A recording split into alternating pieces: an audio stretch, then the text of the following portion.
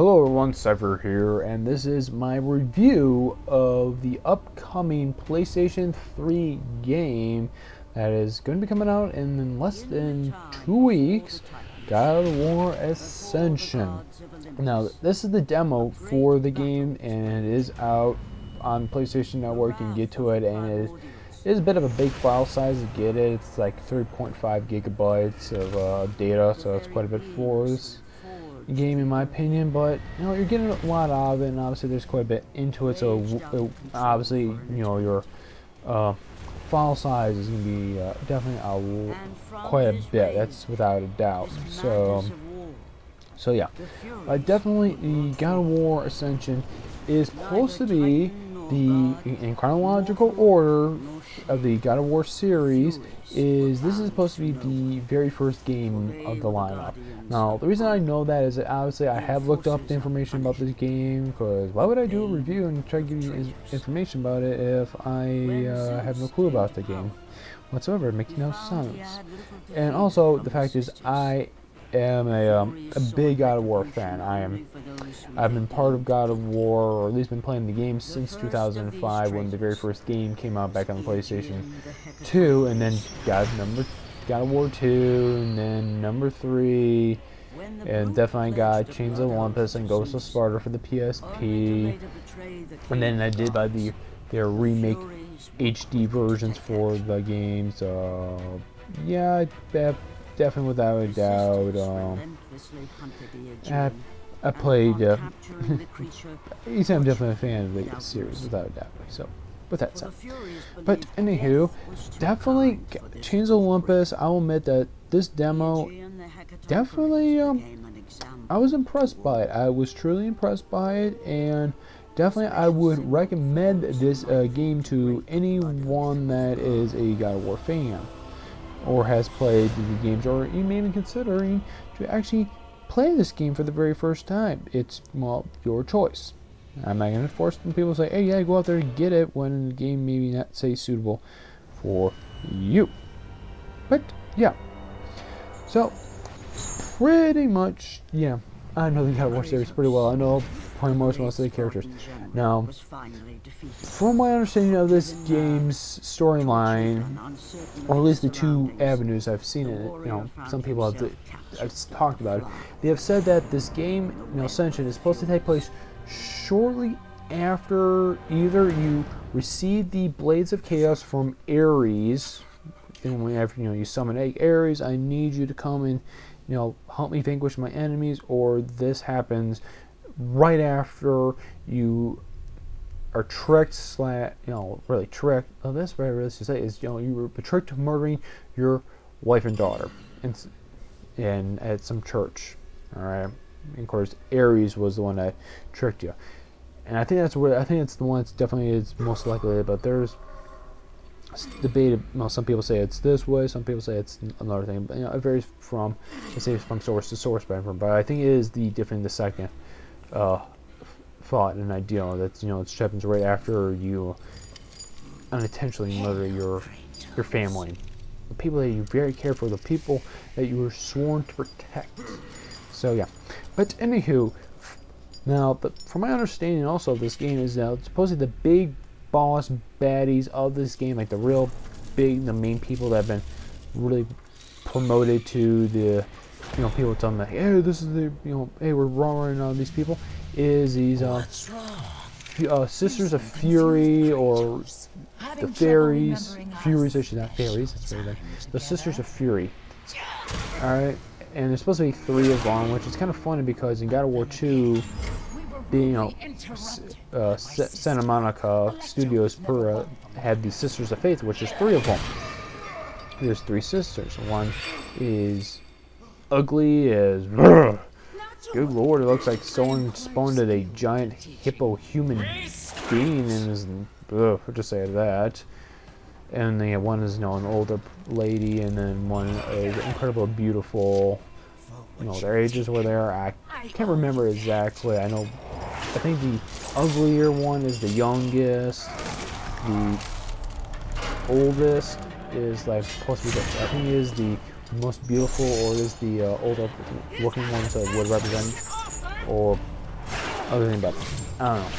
But definitely, this game is for, at least I would say for Ascension here, but as well for the series, is just, yeah, pretty darn impressive. Pretty darn impressive. But yeah. So, like, just by saying that, it's like, oh yeah, you're definitely a pretty fan of the God of War Cypher, no doubt about it. So, yeah. Yeah.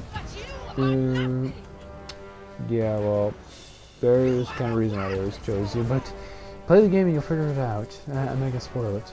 But, okay, so you have these Sisters of Fury, which is kind of interesting because there's actually one removes in, I think, I must say it was in all the previous games. There was like some kind of move that had Fury in its name. But I could be wrong. I definitely know it was in God of War 1 and 2. I think it may have been in 3.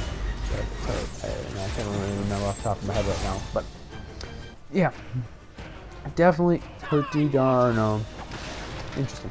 But so anywho, the combat engine in this game practically the same. Is pretty much the same in terms of like, you press this button, it does this attack. You press this button, it does this attack. You press this button, you jump. However, for like grappling and special contact sensitive moments, they changed it around, so a little flip-flopping around. Which I think the reason they did that is because of the multiplayer that's to be added in this game.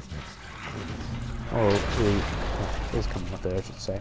So I think that they're putting the two together. So it's like, what are you doing in the single player game, you're going to have it in the basically you're gonna see multiplayer as well. So which is a good idea in my opinion. You don't switch up one controls for multiplayer, which are completely different than your single player. You may add a few little things that you will different, but anywho, engine's pretty cool.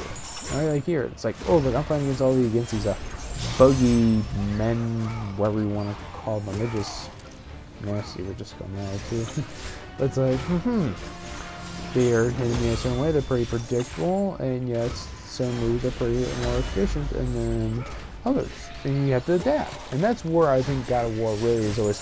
I think players enjoy, because it's like, yeah, I can do this and that, and I can corner camp you guys into an area and basically destroy you guys like you are nothing. Oh yeah, that's how I roll. So, like, anywho, and I know I say that a lot, but I'm sorry, but definitely, this is interesting. Alright, this game, the demo, great. It's pretty good. But, the engines, there were some parts of it I was kind of confusing what's going on. Like there, big R1, so you can grab their weapon and use it against them. Okay, but definitely in God of War 2, the ability to actually select which each special weapon you have, and you press this button, you automatically kind of like summon it to the battlefield, like you equipped it.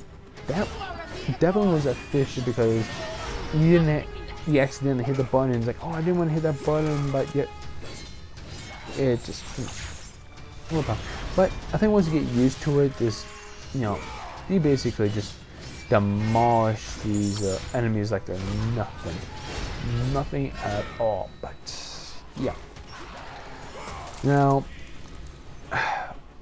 it's pretty interesting on that I give credit to Santa Monica for keeping the game relatively the same across the board for the game, which is great. For the combat engines, like you do, for configuration, you'd say it's pretty impressive. Now, I want to say that the difficulty level that's here in the demo is probably, if you want to say it's normal, because the AI and some of the enemies, especially those like beetle bugs, whatever you want to call them, scarabs, probably the best way, just scarabs, definitely are pretty smart for what they are, while these like bug soldiers, they're not the sharpest tools, guys. You can almost easily overpower them, but of course if they swarm you in groups, you're pretty much in trouble. So yeah, it's a bit of a bummer. Like here, say they swarm you guys in such a way, and it's like, Ah, man, that's in trouble. It's really bad trouble. Ridiculous. Now, level design, like how great the graphics and background design and everything. Like, come on, look at this. We've been running around through this, basically this humongous giant, this creature, which, you know, they were talking about in the beginning. Kind of like, they always do, God Wars does like a kind of prequel message system. That it's like, hey, we're gonna give you kind of a backstory to the stuff a little. Yeah, the Hunkatonkeries. Now, the Hunkatonkeries, for those that may want to hear what it's like, what's an easy way to pronounce that name? It is simple. 100-handers. That's the easy way to pronounce their name. All right. And the reason I know that is because I took a mythology class, and it was one of the stuff we learned there. It was like, here's some of the creatures that were in the game, and not in the game, but in mythology, and it's like really cool. Now, supposedly these 100-handers were actually like forgotten titans, along with the Cyclopses, if I remember right, and they actually were banished to Tartarus because the Titans, being led by Kronos, and his siblings basically didn't like them. So they basically said, you guys go over there. You guys get to stay in the basement or in the attic. Stay outside. We don't want to see you. Pretty much. That's kind of weird, harsh way to say to your fellow siblings, but in ancient Greece, maybe that's how the way it was. But yeah, they were sentenced to Tartarus and imprisoned down there. When Zeus was preparing for his war, he realized that he needed some super muscle on his team. It's like, I got my 5 fellow siblings, my 2 brothers and my 3 sisters alongside me, but it's like, I need some, definitely said, stronger muscle, so why don't I just, you know, go down to Tartarus and rescue these 100-handers as well as the Cyclopses and tell them, hey guys, you want to actually come out of the darkness and actually see the light and actually help us out? And they said, yeah, sure, why not? And then there's like story that actually the 100-handers actually assisting Zeus against his against someone that tried to the conspiracy against Zeus to basically take over his throne, and they helped him out against that and actually punish the individuals. But it didn't work out because, you know, you get tired of a certain person, you said, yep, I'm getting rid of you. You're not nice.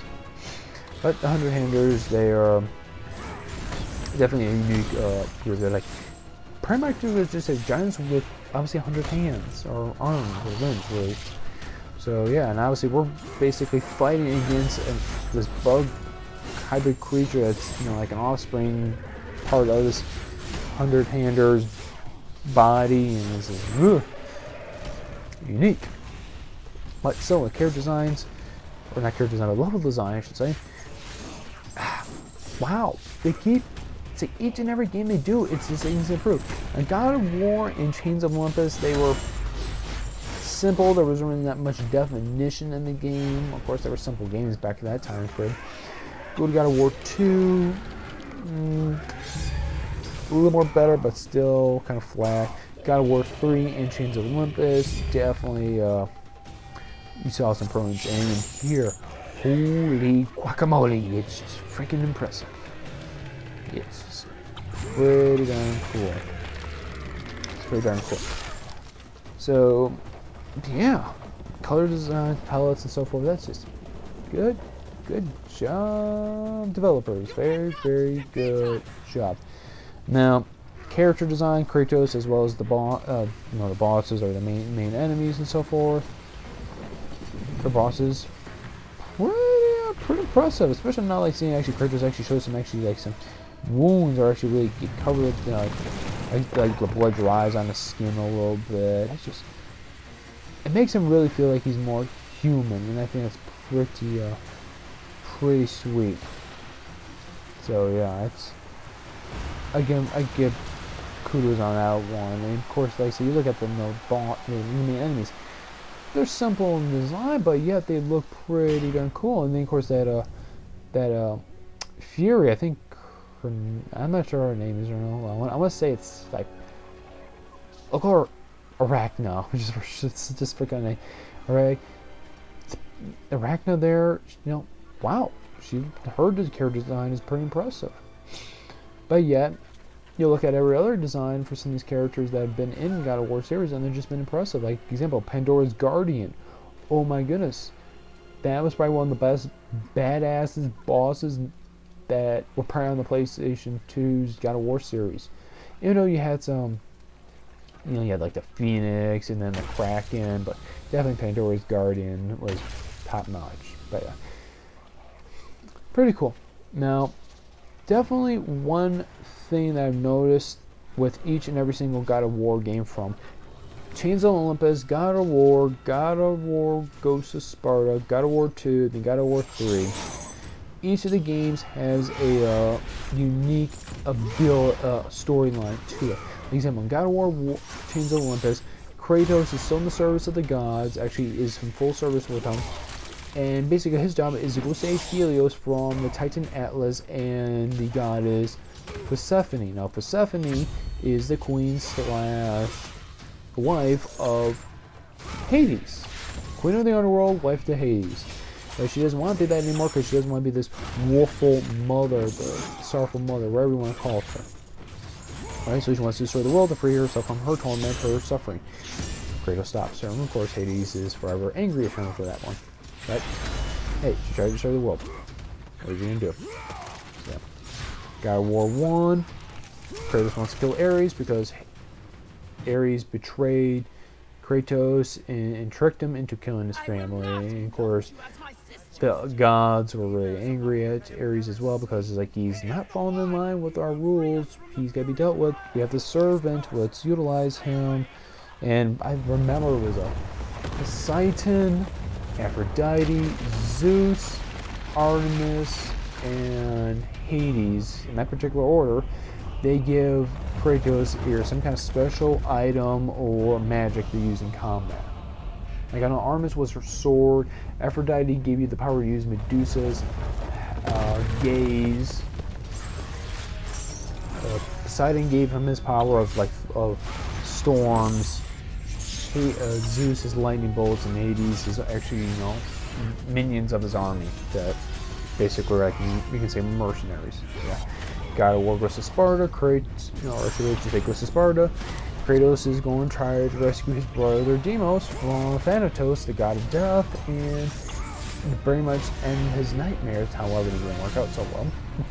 Unfortunately, after everything made him, Kratos very angry. God of War 2. Kratos is betrayed by Zeus. Feels he's, you know, being betrayed, or he obviously is betrayed. He goes after the Sisters of Faith and basically rewrites his fate, his story, and he basically starts the second war between the Titans and the Olympians. And then, of course, God of War 3, Kratos goes and kills basically his family besides one goddess, which was Aphrodite, and of course Aphrodite is the goddess of love, so why you want to kill her? I wouldn't. Come on, you lose probably one of the most beautiful women in all of Greece? No, thank you. I will not kill you. I'll kill Hercules, Hera, Zeus, Poseidon, and Hades, and quite a few other individuals too. Yeah. So, what's the storyline for this game? I'm probably the same with all the others games I just mentioned. Honestly, it's hard to tell, but I think, like you said, it's probably, you know, Kratos is trying to get out of a contract with the Furies. That's, I think, what's going on. So, yeah. You know, pretty decent. But nonetheless, Ascension is pretty much impressive. Now, multiplayer, you know, was available. I think it was a private beta for the PlayStation Plus members. I think they could be part of it, and that was basically a test of it.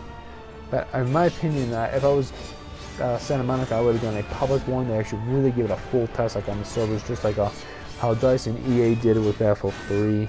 They did a bit of a private beta and then opened up into a public, and then being, you know, really as basically to stress test the engines, which actually worked out pretty good in my opinion. But that's another story. But multiplayer's not here, but I think multiplayer is definitely gonna be one of those games. Is like, if you're with a group of individuals that are like-minded in terms of, like, you're all like true God of War fans and you just really want to just destroy your enemies, then basically the game would be cool. So yeah. Now, if someone was asked me, hey Cypher, what kind of score would you give God of War Ascension's, at least the demo? I would give it for like the different categories like gameplay, level design, character design, music, storyline, and then obviously in the final grade to it. Definitely combat engine, the combat gameplay, pretty darn good. Pretty darn good. It would definitely be an 8 out of 10 because there are some moments where it's like the AIs are a little more smarter than they really should be. So assuming that this demo is probably sent on normal mode, so it's no big deal. But just like, it's still say which is good. Keep it simple, clean. Be good. Excuse me. But it's nonetheless, it's pretty. You know, once you get used to the controls and so forth, this game is definitely gonna be. The gameplay will definitely be around top notch, without a doubt. So yeah.